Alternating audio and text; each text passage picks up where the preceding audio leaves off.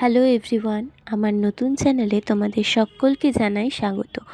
আমার এই চ্যানেলে তোমরা অনেক ধরনের ভিডিও দেখতে পাবে।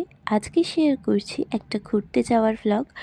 সকাল সকাল আমরা বেরিয়ে পড়ি ইকো পার্ক যাওয়ার উদ্দেশ্যে, যেটি অবস্থিত হলো কলকাতার নিউ টাউনে। আমরা যেহেতু গাড়ি করে গেছিলাম, তাই আমরা কল্যাণী হাইওয়ে হয়ে রওনা দিই সোজা নিউ টাউনের উদ্দেশ্যে। তোমরা যদি গাড়িতে যেতে না চাও, তবে বিধাননগর স্টেশন থেকে বাসে করেও পৌঁছে যেতে পারো ইকো পার্ক। ইকো পার্কের টাইমিং হলো সকাল 11টা থেকে বিকাল 7:30। তো তোমরা যদি 11টার মধ্যে এখানে চলে আসো, তাহলে পুরো পার্কটা তোমরা খুব ভালোভাবে ঘুরতে পারবে। এখানকার এন্ট্রি ফি হলো 30 টাকা। আমরা 1 নাম্বার গেট দিয়ে ঢুকেছিলাম, যার সামনেই ছিল এই লেকটা। এখানে কিন্তু বোট রাইডও হয়। আমি প্রাইস চার্টটা দিয়ে দিলাম, তোমরা জুম করে দেখে নিও। তারপর আমরা চলে যাই সকালের ব্রেকফাস্ট করতে। এখানে কিন্তু এই সাইকেলগুলো রেন্টে পাওয়া যাচ্ছিল, তোমরা চাইলে এগুলো করেও ঘুরতে পারো, যার প্রাইস ছিল 150 টাকা ফর 30 মিনিটস। তারপর আমরা চলে যাই রোজ গার্ডেনে। দেখতেই পাচ্ছ এই জায়গাটা ভীষণ সুন্দর, অনেক গাছ ছিল, প্লাস কিছু স্কাল্পচারও ছিল। আর বিকালবেলা কিন্তু এই ফাউন্টেনগুলোতে সুন্দর লাইট অ্যান্ড সাউন্ড শো চলে, যেটা দেখতে ভীষণই সুন্দর লাগে। তারপর আমরা ঢুকলাম রোজ গার্ডেনে। মানে অনেক ধরনের রোজ ছিল। আমাদের তো এই জায়গাটা ভীষণই ভালো লেগেছিল, তাই আমরা এখানে অনেকগুলোই ফটো ভিডিও শ্যুট করছিলাম। তোমাদের বলে রাখি, এখানে কিন্তু বাইরের ফুড জল সবই অ্যালাউ করে। এছাড়া এর ভেতরেও অনেক দোকান রয়েছে, তোমরা চাইলে সেখান থেকেও কিনতে পারো। তবে আমি বলবো যে বাইরে থেকে কিনে আনাটাই বেটার, কারণ এখানে সমস্ত জিনিসের প্রাইসই অরিজিনাল প্রাইসের তুলনায় বেশ অনেকটাই বেশি। তারপর আমরা চলে গেলাম একটা সুন্দর জায়গায়। দেখো এখানে জলগুলো কি সুন্দর বাষ্প হয়ে যাচ্ছে। এই জায়গাটা দিয়ে হাঁটতে ভীষণই সুন্দর লাগছিল।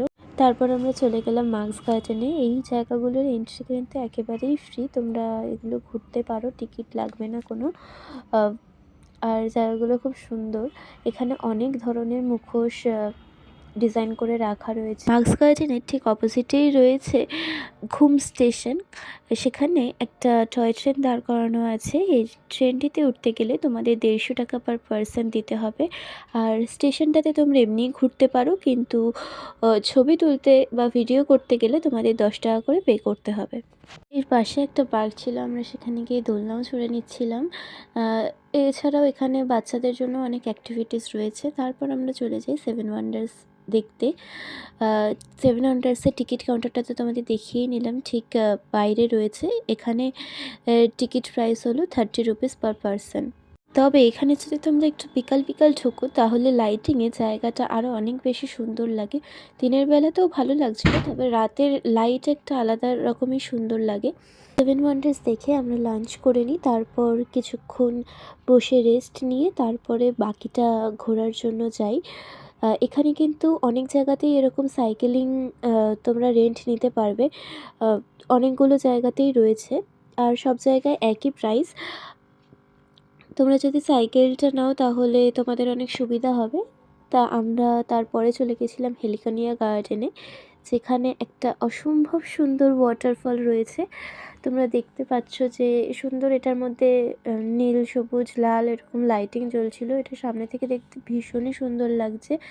আর পাশে পুরো গাছ রয়েছে, মনে হচ্ছে গাছের মধ্যে থেকে রেনফলটা পড়ছে।